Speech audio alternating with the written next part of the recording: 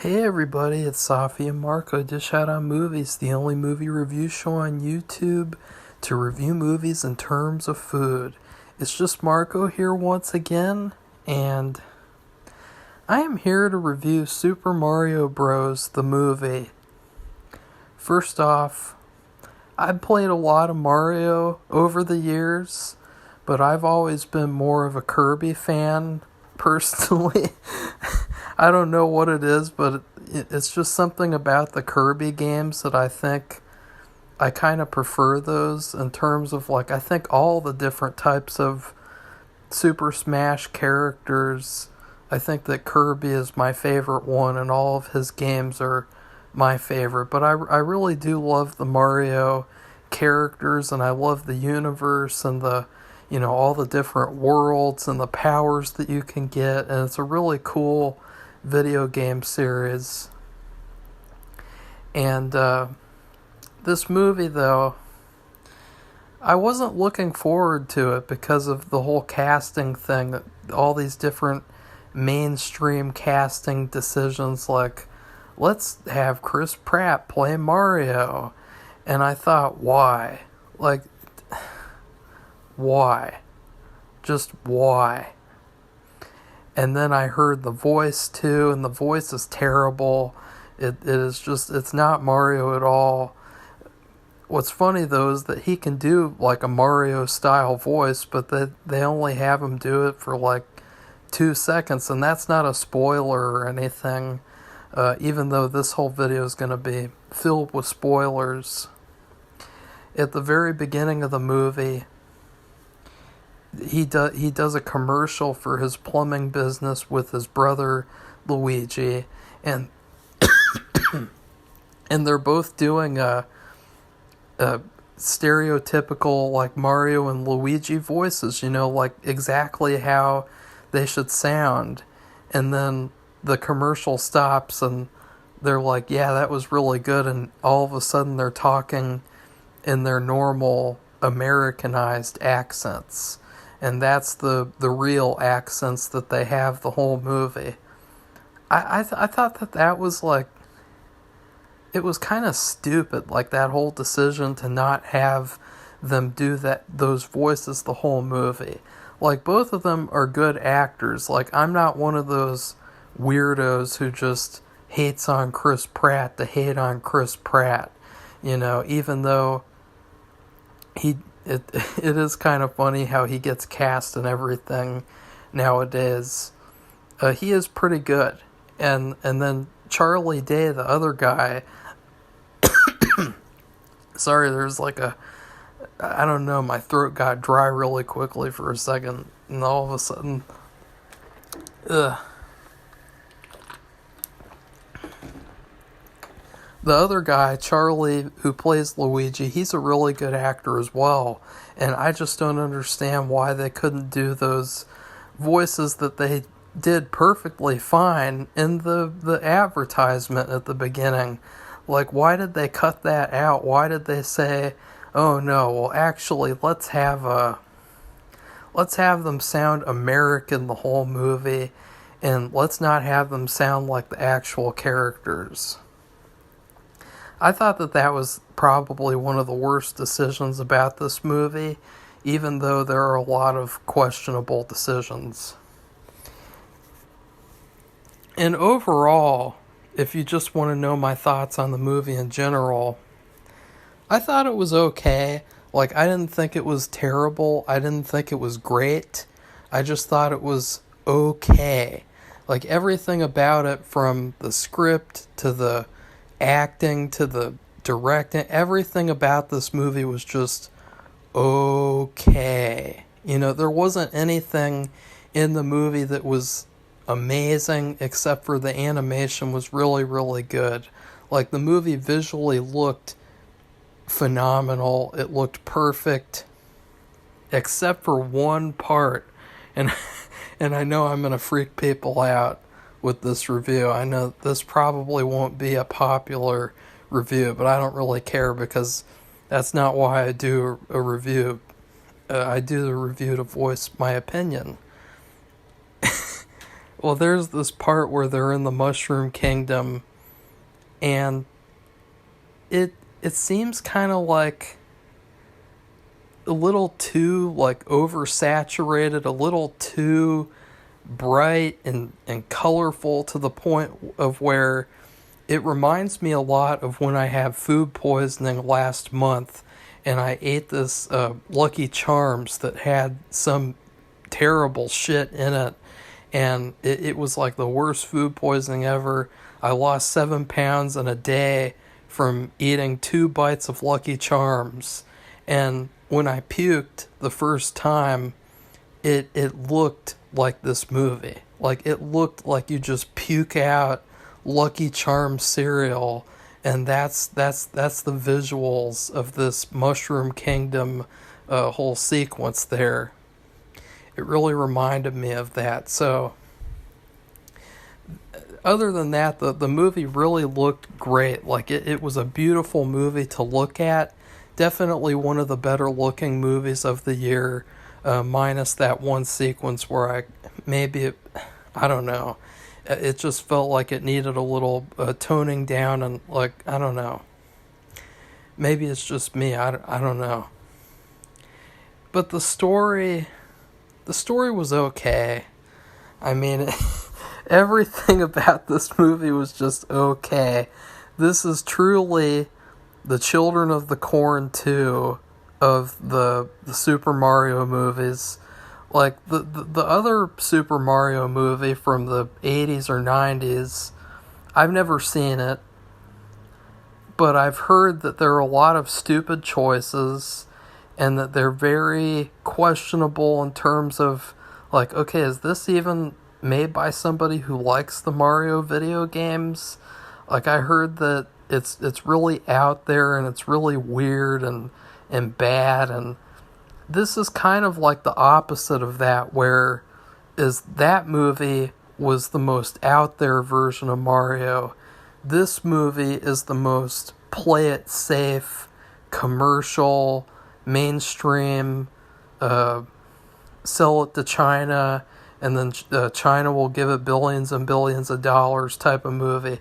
Like, there's nothing unique about this movie. There's nothing that screams like somebody made it with passion, who had like a personal idea, or the movie has no personal identity whatsoever. It feels like a movie that was made by a boardroom of like supervillains in suits who just are like, okay, Mario movie, we will have sequence that is reminiscent of Luigi's Haunted Mansion. We will have sequence that is reminiscent of Donkey Kong, whatever. Like, we will have sequence reminiscent of Go Mario Kart game. It doesn't feel like any part of this movie was actually written by a human being with a story that they had in mind. And if they did, then they have to probably be the most mainstream storyteller in history, because the story is so cliche and so basic, and to the point of where you just sit there and go, like, how many times are we going to see the same story over and over and over again through various kids movies, through various just any movie has to have the story nowadays where you have a hero, he's down on his luck, there's a bad guy, and he's far away, and the hero, with the help of characters, has to go on an adventure and gather up those heroes and go to the bad guy and then defeat the bad guy. Like, it is so been there, done that. And I mean, the Sonic movie, which we're going to talk about in comparison to this movie, the Sonic movie at least feels like it has a personal identity. Like, even though it was also a very mainstream, cliche, fish out of water, been there, done that story, it actually felt like it was made by a person. and it felt like it had all these personalized, stylized choices that this movie did not have. I mean, I know I sound like a negative Nancy, but I'm just trying to be honest here and not be like fake at all and just pretend like, oh, it's good, it's a kid's movie, whatever. I mean, because at the heart of it, it is a good kid's movie. Like, I would definitely recommend taking kids to go see it, and, you know, they'll like it regardless, probably. But in terms of looking at it critically as an adult, I think that this movie definitely could have used some improvement. Like, let's talk about the good stuff. You know, I already talked about the animation was really good. I really loved the voice acting of Jack Black in this movie as Bowser. I thought that he was the highlight of the movie. He was the best character. He was the most unique character, and he was amazing. He was the greatest video game character that I've seen in a little while, and I really liked his Bowser. He was sort of like a rock star, like 1980s heavy metal rock star bad boy character, and he was just so cool. And honestly, I could just watch a whole movie with, you know, like nothing but Bowser. That's how good he was. It really reminded me of the video game that Jack Black was involved in. I don't know if he was involved in making it, but he did the voice acting and they modeled the character after him. The video game Brutal Legend. You know, that's one of my favorite video games of all time. And his character and everything, all the aesthetic of his world, it really reminded me of that video game, and it made me want to go play that video game again. Like, honestly, I have not set up my TV or my game system since I moved, and watching this movie made me want to do that just so that I can play Brutal Legend. Like, that's how much I loved Jack Black in this movie. I also would say that even though I didn't like their accents, I thought that Chris Pratt and Charlie Day did a good job in their roles. I kind of preferred Luigi, though. I mean, I've always been a Luigi person, and for some reason, like, I'm still a Luigi person. I'm not really a Mario person, a Mario fanatic. Like, I like his character and everything. I'm just saying, I don't know, for some reason I prefer Luigi, even in this movie, where he's really not in it very much. And then, let's see, what else? I mean, it's a fun movie. Like, I turned my brain off, and I just enjoyed it, and just said, okay, I'll talk about the issues after the movie. I'm not going to sit there being upset and ranting and raving like with Children of the Corn, for example. But yeah, this movie was just... Princess Peach, you know, I liked Anya Taylor-Joy's voice acting as Princess Peach. The character, however, I thought that she could have been a little bit better, a little bit stronger in the last act. You know, in the first two acts, they kind of build her character up to be like this badass character, and I like her a lot more than other modern day female characters because she's not like discouraging Mario. She's not berating Mario and making him and calling him trash. You know, she's encouraging him and she's helping him. And, you know, even though she's really strong and cool, she's not taking anything away from him. You know, she's cheering him on just like he's cheering her on. And so it's so much different than, like a shitty ass Bo Peep from Toy Story 4, or a shitty ass Mary Sue from Disney Star Wars trilogy. She's such a different and better character, and I really liked the change to her character. They sort of Scooby-Dooed her, where, how they turned Daphne into a badass in the early 2000s Scooby-Doo. They did the same thing with Peach, and I was really thankful that they did that, because her character was just such trash in the video games. Even though she had a cool character name and she had a cool character design, she was just not it as a character. All she did was get captured over and over again. And the only thing that I'll say about that is that I really felt like she was wasted at the third act of the movie. There's this whole really cool sort of, but it's really cliche, where Bowser wants to marry her, and then she accepts, and they're gonna get married at this like rock and roll wedding, and they both have cool wedding outfits on, and it's really cool. But I felt like it was so rushed, the build up to that wedding, and then the wedding itself, where it turns out, oh no, I'm not actually marrying you, idiot. And then she starts fighting him, battling him along with Mario and everyone else.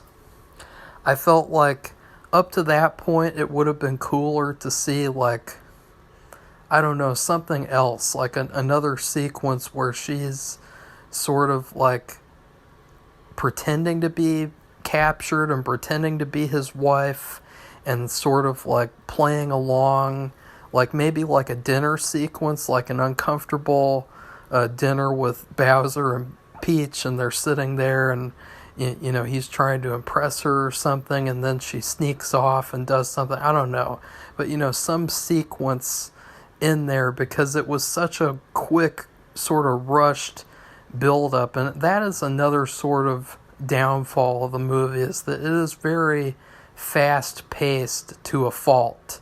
It's very much of the mindset of, let's just get this over with. Like, okay, we go to this land here with all the Donkey Kong characters. Okay, we're done with that. Bye-bye. And then we go to this land. Bye-bye. And then we go to this land. Bye-bye.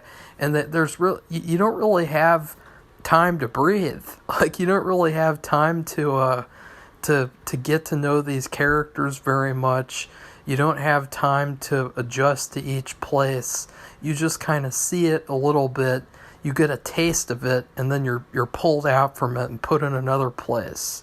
And I have the perfect food review, which I'll get to near the end of my review. And then, in terms of side characters, let's just go through each of those. So, again, we already talked about Princess Peach. Toad was in this movie.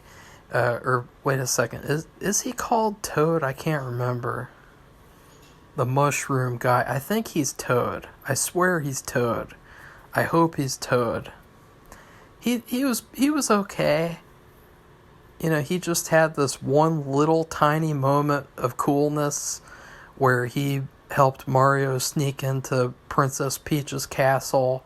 But other than that, I swear, just this whole movie is almost like a montage. It goes by so fast. It's so, like, I don't know, it almost makes you dizzy. Like, it makes you think, like, none of this is just all going straight through my head, like, in one ear and out the other. Not in, like, a this is bad way, but just in terms of the pacing was way too fast, in my opinion. They at least could have slowed down at certain points more than they did. Just add, like, a little bit here and there to make it more, I don't know, more of like an adventure and less of like a marathon. Like, you really feel like you're running a race watching this movie. And I guess maybe that's on purpose because in the video game, you have to go really fast or else the screen is going to kill you and then you'll die. But still. And then, let's see, Donkey Kong. I did not like the Seth Rogen Donkey Kong. He did the Seth Rogen laugh when he's having his fight with Mario, and he's like, and I was like, oh God, ugh. I mean, that to me, Seth Rogen Donkey Kong is a million times worse than Chris Pratt Mario. That was a terrible casting decision. They should have had him play like the leader, and then they should have had somebody else play Donkey Kong, in my opinion. I really did not like him at all in this movie. I would definitely not be excited about a Seth Rogen Donkey Kong solo movie either. That's for damn sure. I mean, I would watch a Toad solo movie. I'd watch a Princess Peach solo movie before I ever watched a solo Donkey Kong movie. And I will say that I did like the fight between him and Mario because it reminded me of a Super Smash Bros. Melee. And it made me think, oh, I wish in the future we could get a Super Smash Bros. Movie with all these characters fighting each other, because I know they might be able to do a good job and maybe not do such a mainstream play it safe cookie cutter movie for that. And let's see, were there any other characters of note to mention? Like, that's another thing too. Like, I just got out of the movie however many minutes ago, and I can't even remember it. Like, I'm straight up like, okay, I watched that movie, check that off the list. They had a pretty cool Mario Kart sequence. I think my favorite part of the movie, though, was the part where him and Peach were training, and she's showing him how to go through this obstacle course, and it's very much reminiscent of the video games, and it's so much fun and such a little action-packed sequence. I really wish that the movie was more like that. There were so many moments where I was like, oh, it would be so cool to play this movie as a video game rather than to just watch this movie as a movie. And in general, I would say that I gotta say something really controversial. And I know that I've already said a couple of things that would make people's, I don't know, make them unsubscribe. I don't know, hopefully not. I think that Dungeons and Dragons was a much better movie than this movie. And I know that might make people go like, oh God. But I swear to you that Dungeons and Dragons, it had much more of a personal identity. It had much more of a personal touch. It felt like an actual story written by somebody. It didn't feel like a movie that was made by a committee, made by a bunch of suited men who just think about quotas and not quotas, but like quadrants. Like, are we pleasing the 4 quadrants and everything? Like, that's what I just thought of this entire movie. And then the last battle was pretty cool. I mean, they did the cliche thing where they took the characters into the quote-unquote human world, and then Mario and Luigi have a cool team-up moment. And I will say, I just want to see some Luigi after this movie. Like, more of this, if they were just going to throw Peach to the side at the end and kind of just make her like wallpaper at the end. Maybe you should have just had Mario and Luigi the whole movie for this movie, and then had Mario and Peach the whole movie next movie. You know, like, Luigi was really not in the movie very much, and I really would like to see something where he gets his due, because I don't know, for some reason I like Luigi, and I love that whole haunted sequence too, where they're like, here, look, this sequence is going to kind of be like the Haunted Mansion sequence. And then, of course, you see him, and he's getting scared and everything, and it's all dark and gloomy and spooky, and, like, I really love that part. So, and again, like, I hope that people like the movie, because, you know, obviously, I'm not a kid anymore, thankfully, and you know, I'm not the target audience, but still, I think that there's something to say about, like, what did they have to do, or what would have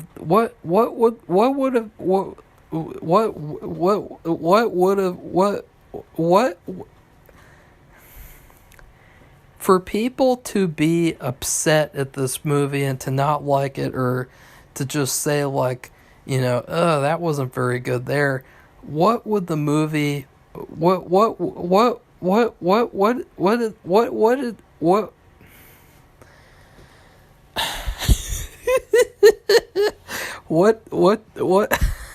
did the movie have to do? What would have the movie,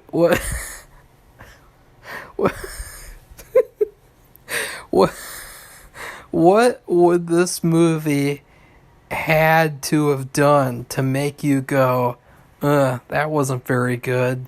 Because I just feel like this whole movie is the equivalent of just, and I'm not getting to the food review yet, I'm about to, or I guess I should do it right now. This movie is basically, just imagine you're living with somebody, and you're sharing a heart chocolate box. It's got 47 different chocolates, and you're really excited about having some chocolates.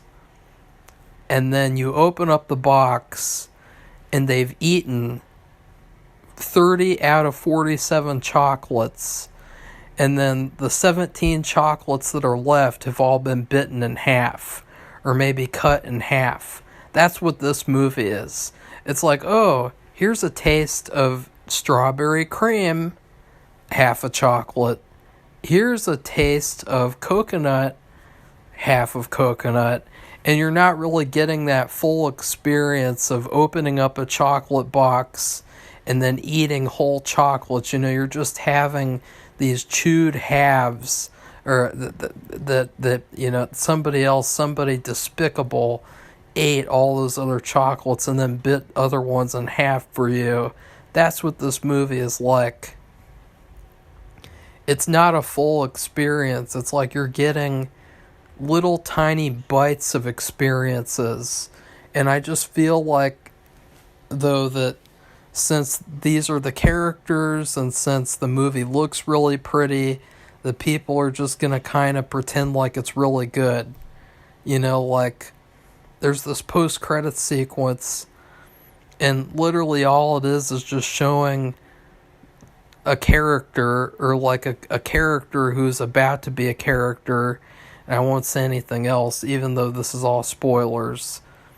And it's like, I just feel like people see characters on screen, and then they get excited, like they think that that's like quality filmmaking.